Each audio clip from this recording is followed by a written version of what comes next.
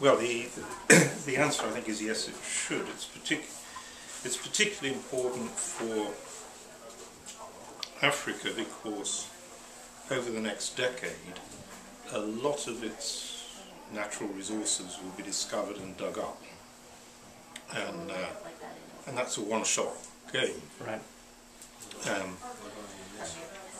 And so it's as natural assets are depleted. Okay.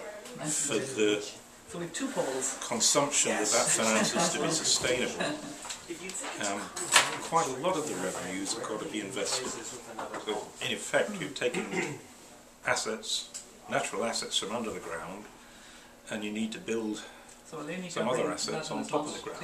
And that's easy to say, but hard to do, both politically and there's a chain of decisions has to happen. So getting the accounting right, both of the stocks and of the flows is a good idea. So that what green accounting does is try to get some sense of the stocks and the changes in the stocks. What I'm trying to do, complementing that, is in national budgets show, first of all, the revenues from unsustainable resource depletion, get that shown separately in the budget. And how do you... At the moment it isn't. It's just all revenue. Right?